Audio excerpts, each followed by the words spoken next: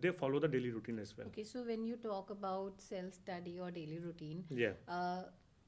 I think this test and everything brings a lot of clarity. Yes. But how to, manage that daily routine, or what should be the daily routine as you suggested? Correct.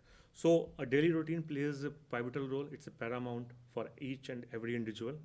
तो generally I encourage my student कि आप late night की जगह आप early morning में उठो. Okay. Wake up you wake up suppose to be at 4. Okay. यदि आप 4 नहीं कर पा रहे हो तो 5 पे आ जाओ. बट 5 to 6 जो आपका 1 आवर है, that hour is known as the golden hour. Okay. वो गोल्डन आवर क्यों होता है? क्योंकि आपके जो माइंड की रिसेप्टिविटी है, the receptivity is very high. Right. तो when you go for the recalling of the concept, when you go for the like reading of your previous day concepts, जो आपने प्रीवियस डे में पढ़ाई की है वो क्या पढ़ाई की है, यदि आप उसको रिवाइज करोगे तो within 1 hour you can do lot of things because the receptivity of brain is very high In the morning hours. in the morning hours. Yeah. And this is a well proven fact. Right. After that a student has to complete the daily routine. Right. Daily routine के बाद उसका क्या होगा? वो अपनी coaching जा रहा है, अपने स्कूल्स जा रहा है. ठीक है. स्कूल्स के बाद शाम को वो हमारे क्लासेस आ रहा है. क्लासेस में आने के बाद जब वो अपने घर जा रहा है तो घर में उसके लिए सेल्फ स्टडी के लिए ऐसा टाइम डिसाइड होना चाहिए कि आप भले ही डेली 1 आवर आप दो इस सब्जेक्ट को, but you have to allot the time to इस subject. And also there has to be some kind of activity where mind can feel refreshed, Right. because rejuvenation of mind is very very important. It's really important. Right. So after 1 hour of study, take the break of 10 minutes. Okay. Keep yourself hydrated. Hydration is also very key part, very very very paramount part, vital part for the body. We're talking about Pomodoro technique here. Yeah, right.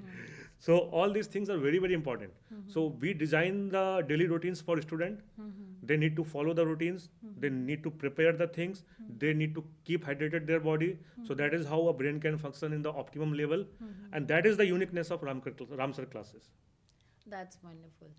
So even after following this daily routine, I understand कि you believe in certain things. I think you are guiding the students as well for the same. Correct. है ना? But अगर फिर भी वो बच्चा एक subject के साथ स्ट्रगल कर रहा है, one or more subjects, Yeah. तो how to deal with that? उसको कैसे वो मैनेज करे? या पहले तो सबसे पहले आइडेंटिफाई करना अपने आप Correct. Task, Yeah. And then उसको कैसे मैनेज करे कि उसको इम्प्रूव करे, मैनेजिंग की बाकी सब्जेक्ट्स भी पैरेलल में वो वर्क करे. Correct. Very good question, because this is how students start lacking the interest in subject. Exactly. Because lacking तभी start होती है जब उसके जो गैप है वो एड्रेस नहीं हो रहे हैं. So how we address the gap? So there is a whole set of mechanism.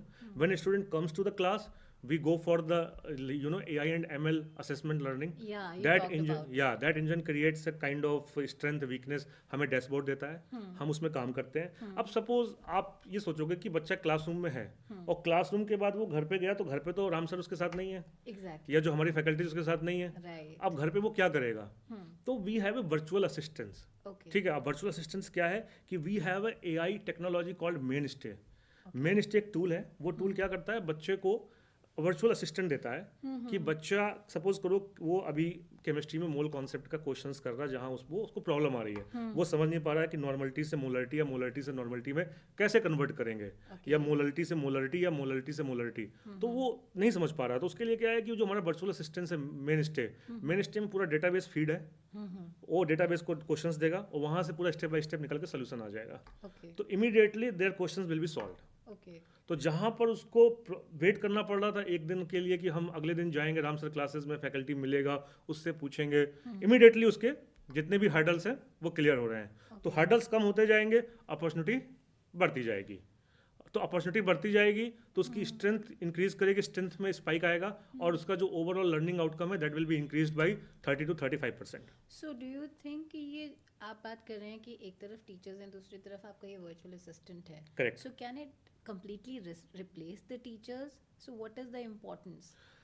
Okay, this is a very very fundamental and very important questions, because when AI and ML was coming into the education, there was a very very hyped very hyped and very noise in the market. अब क्या होगा? Faculty का क्या होगा? Faculty की जगह कोई robot आके पढ़ाएगा, फैकल्टी की जगह कोई आपका, ये बहुत चल रहा था मार्केट में. एंड मार्केट में ये चल रहा था, एक पैनिक सिचुएशन क्रिएट हो रही थी कि भाई फैकल्टी कहाँ जाएगा जब, क्योंकि कोई रोबोट आके पढ़ाना स्टार्ट कर देगा. आप देख ही रहे हो कि आज तक में आपका रोबोट आके न्यूज़ पढ़ रहा है. Right. है ना, एंकरिंग रोबोट कर रहा है. बट कभी भी मैं लिख के दे सकता हूँ एजुकेशन स्पेस में कभी भी आपका जो manual presence of physical presence of teacher है वो कोई AI एंड ML रिप्लेस नहीं कर सकता है. उसके पीछे बहुत बेसिक सा रीजन है, साइकोलॉजी. क्योंकि अब peer to peer learning environment में कोई ओरिजिनल इंसान को ही वहाँ पे पढ़ाना पड़ेगा, Exactly. नहीं तो बच्चे के साथ वो कनेक्ट ही नहीं कर पाएगा, क्योंकि AI एंड ML को बनाने वाला कौन है? Human brain. Right. तो ह्यूमन ब्रेन का वहाँ प्रेजेंस होना बहुत जरूरी है। इसलिए फिजिकल क्लासरूम जो है, उस क्लासरूम में तो रियल टाइम फैकल्टी वहाँ पढ़ा रही होगी। उसके बाद बच्चा जब बाहर जा रहा है, घर में पढ़ाई कर रहा है, घर में कोई चीज स्टडी For कर रहा that है, help. For that we have the virtual assistants. But for concept clarity and connection, we have our mentors. Yeah, we have mentors. Right. And mentors are the well versed. They are having the 20 plus years of experience from IIT and NIT. Right. So this is a very great team. Okay. So we have learned the process of okay identify हो गया, student ने practice किया, daily schedule follow किया, अपने overcome किए struggles जो भी subject में आए. Now moving ahead, उसको कैसे test करें आगे, that how to practice it further.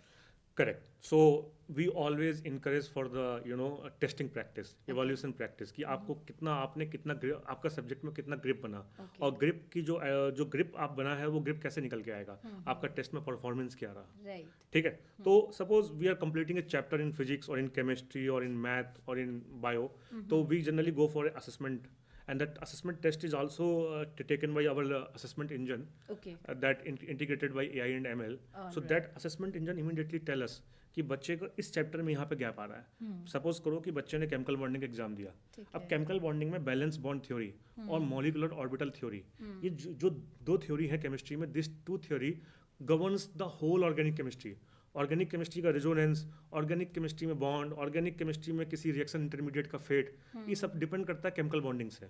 तो बैलेंस बॉन्ड थ्योरी और मॉलिकुलर ऑर्बिटल थ्योरी के हमने क्वेश्चंस दिए, और जनरली मॉलिकुलर ऑर्बिटल थ्योरी थोड़ी कॉम्प्लेक्स है, क्योंकि उसमें श्रोडिंगर वेव इक्वेशंस भी आती है। Right. ठीक है, वहाँ से आपका linear combination of atomic orbitals आता है। ठीक है, तो